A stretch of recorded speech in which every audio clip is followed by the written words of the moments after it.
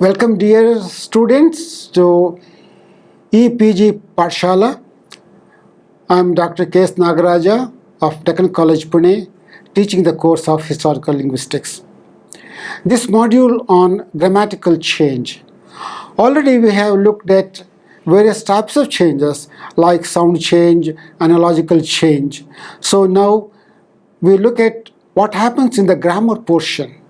Because when sound changes take place, they can affect the grammar as well. Naturally, we need to look at that particular aspect. So grammar is the core of language, and as such, any change which affects the grammar in one portion, it affects the other portion as well. So in this particular module, we try to understand the type of changes which are possible in grammar of any language for that matter, and how to make statements which are more productive and generalizing in nature. Quite frequently, changes in grammatical systems has been either mixed up with analogy or ignored. Thus, for example, Bloomfield has a chapter on analogy but none on grammatical change. Lehman apparently does not observe any difference and calls his chapter 11 changes in grammatical systems, analogical change. In fact, he observes that analogy may be viewed as the central process in modifications introduced in grammatical systems. That is essentially misleading, since there is a definite distinction between the two. The operation of simple analogical process does not result in any change of the grammatical system of a language. Analogy simply extends the domain of applicability of some forms and reduces that of others, perhaps to zero. But it does not affect the phonological shape, the meaning, or the function of the forms so involved. For example, sir, the suffix sir remains sir or the and signifies plural no matter what word it is attached to. But when there is a change in the actual grammatical system of a language, that is when new grammatical elements are created, old ones are lost, or there are new means of expressing grammatical categories and relationships, it is called grammatical change. To use the terminology of Benveniste, a famous linguist, we can divide all grammatical changes into two groups, conservative and innovative. A conservative change is one in which a grammatical notion or category continues to exist, but the means of expressing it, that is its marker, changes. When a new grammatical category is created or an existing one is lost, we are dealing with an innovative change. Grammatical change has relation to semantic change in that both are concerned with shifts of meaning of one sort or another. Changes in grammatical categories. Two types of innovations alter the morphological system of a language by changing the number of grammatical categories that are morphologically marked in a given language. They are syncretism and morphologization. Syncretism is when developments whereby grammatical distinctions are eliminated either through phonetic change or through analogical processes. For example, here we have an example between Baltic and Latvian. Two types of stems are there used, O stems or Jo stems. The case suffixes are shown, accusative singular un in Baltic and U in Latvian, instrumental singular U in Baltic, U in Latvian. Examples are given. And another stem, Iya stems, accusative singular E and instrumental singular U, which changes to E. Some examples are given there. So here we see that the instrumental singular U has changed to E under the influence of accusative singular E. In a way, it's a sort of analogical influence can be seen here. New grammatical categories may also result from the semantic differentiation of allomorphs. This development is called morphologization. Dative and locative cases distinction in Indo-European is a case. Indo-European dative singular ending is Y, locative singular ending is E. Greek, due to oblate formation, has multiple shapes: lep, loip, lip, liu. Indo-European reconstructed OI, dative singular E, locative singular. Once the same kind of widely attested allomorphs relationship noted in Greek loip versus lip.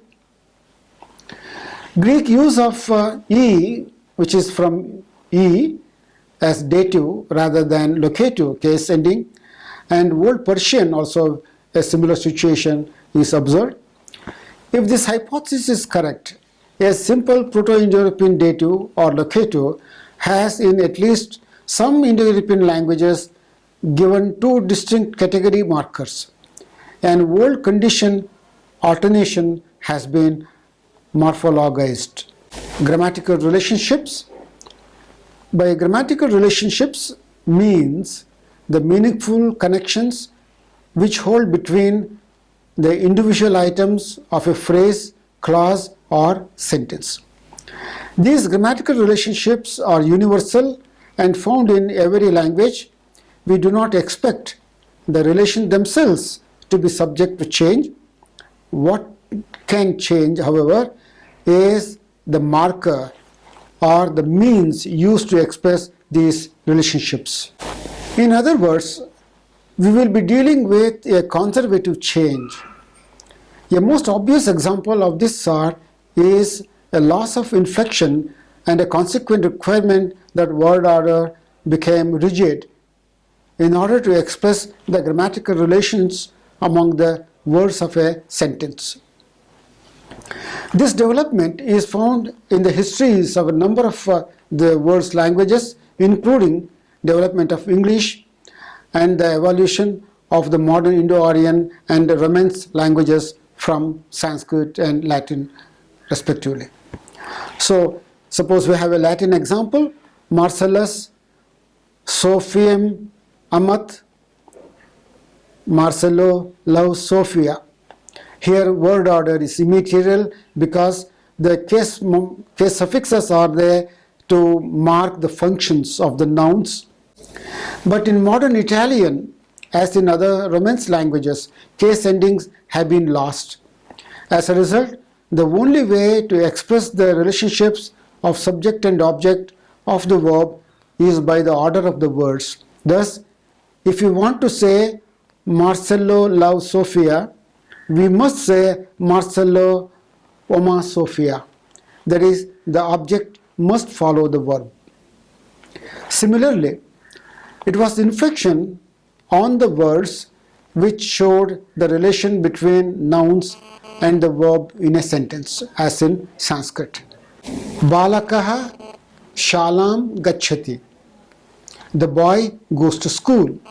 And the same is now indicated by word order in Hindi, as in Balak school jata hai.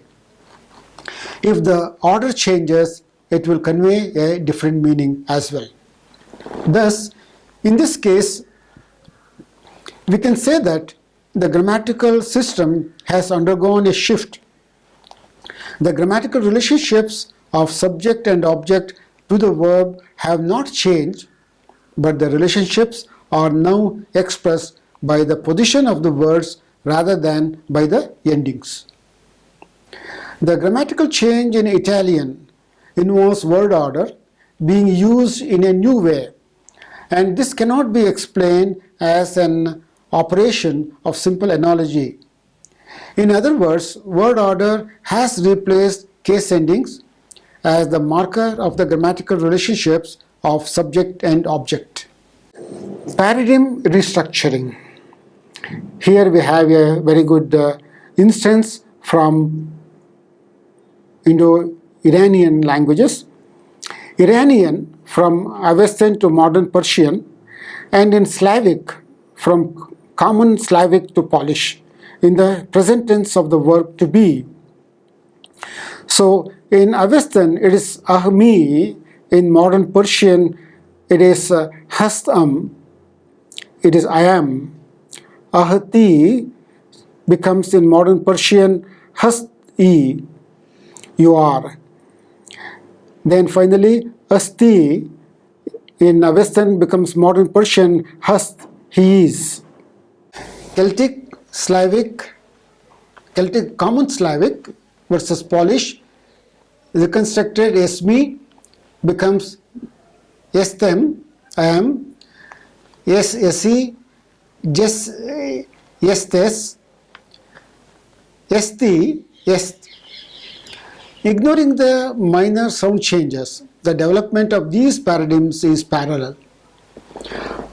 What has happened here is that not every member of the paradigm has left a direct phonological descendant in the later languages. Rather, only one form survived, and this one became, as it were, a new stem upon which the paradigm was rebuilt. So old stem plus new stem, so third person ending become third person ending. So Iranian asti, us plus 0, Slavic s plus 0. The final sir of the third person ending drop out by a phonological rule. The fact is that the third person singular marker has been interpreted as part of the stem. Subsequently, the third person singular marker was considered as 0. Innovative changes.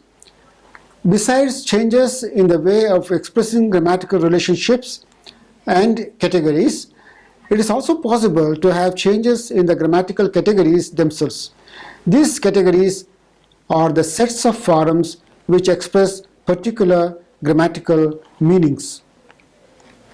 For example, in English, we have a category of plural for nouns, of present and past tenses for verbs, etc. Grammatical categories may vary widely from language to language. Grammaticalization.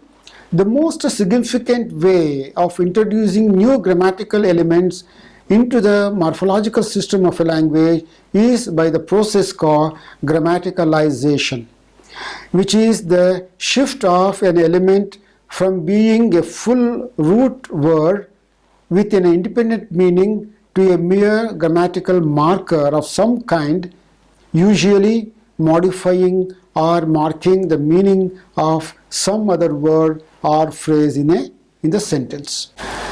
Antonio Mele introduced this term with the sense of the attribution of a grammatical character to a formally independent word, when an independent word with independent meaning may develop into an auxiliary word, and if the process continues, it ends up as a grammatical marker or bound grammatical marker.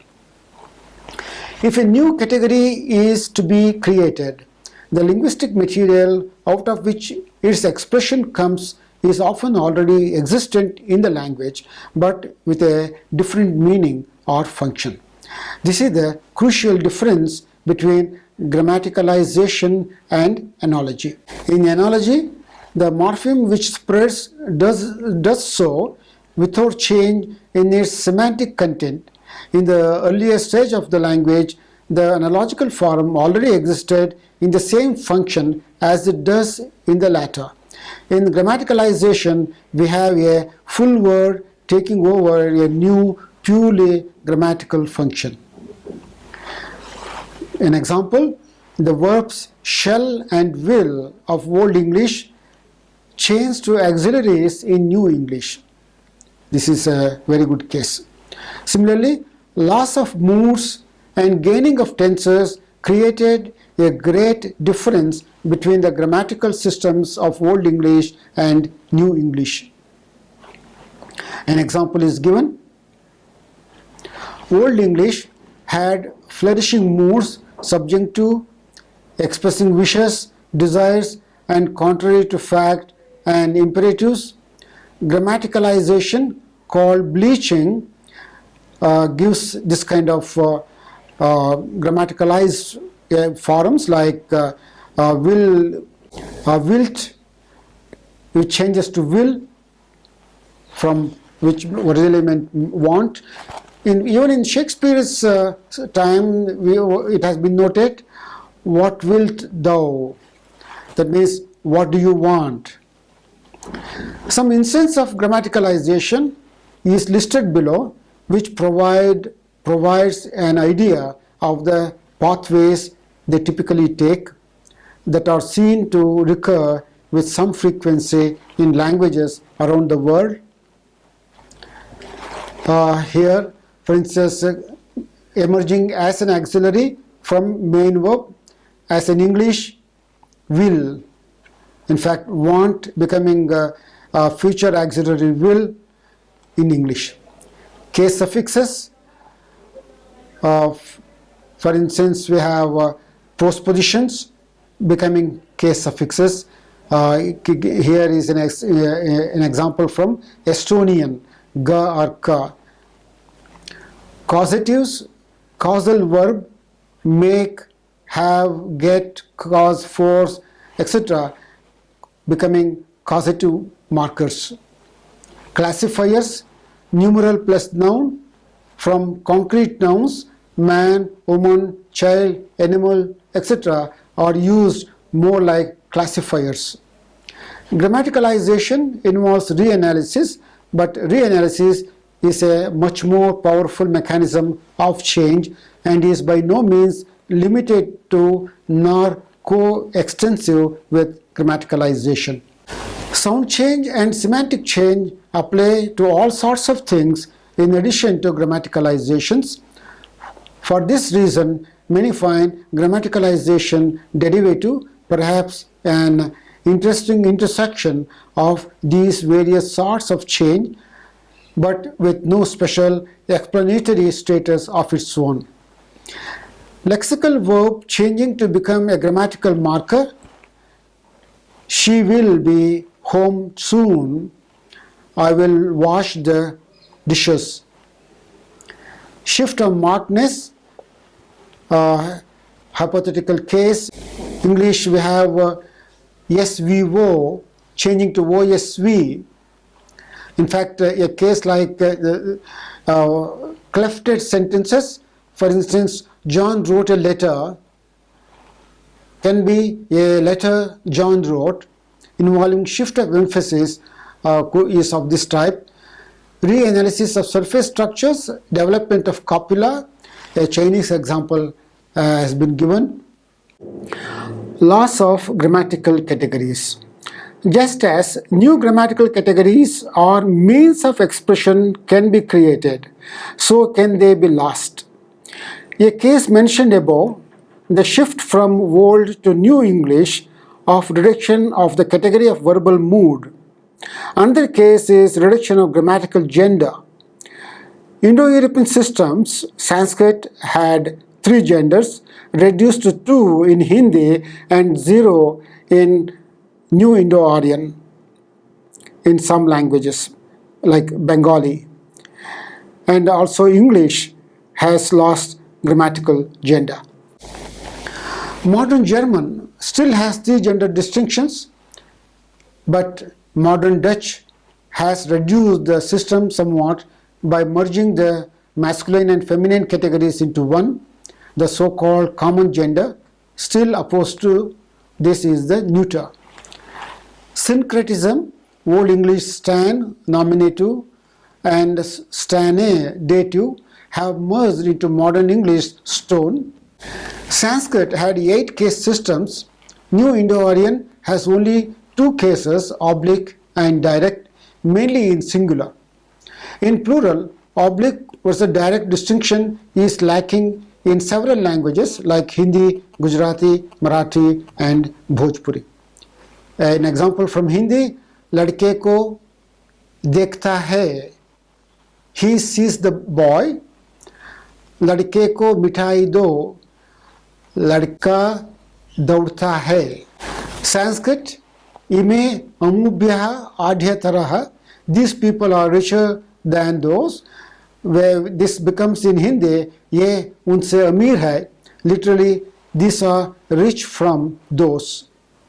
So here the comparative markers have been lost, Hindi has lost this particular feature which was present in Sanskrit.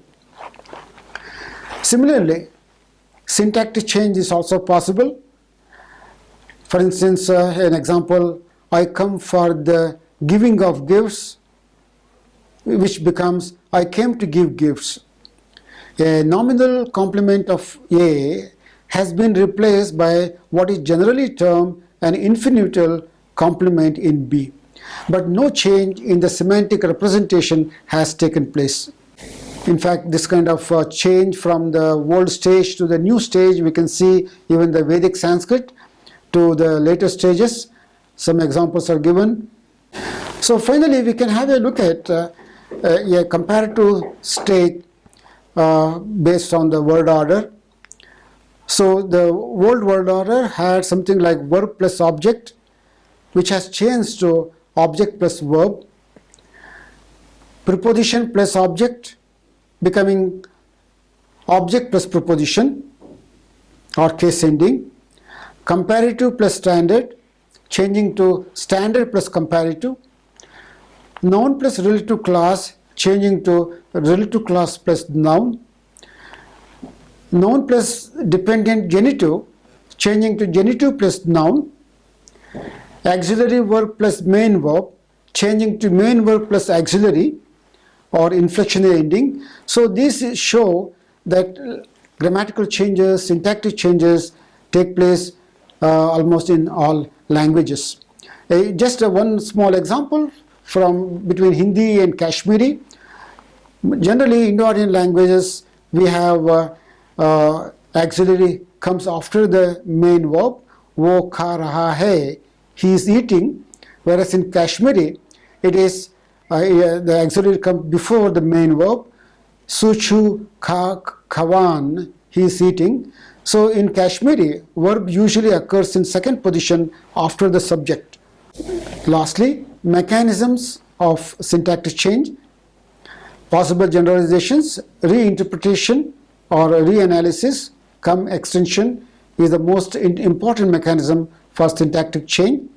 Other processes such as analogy seem to play a much less important role.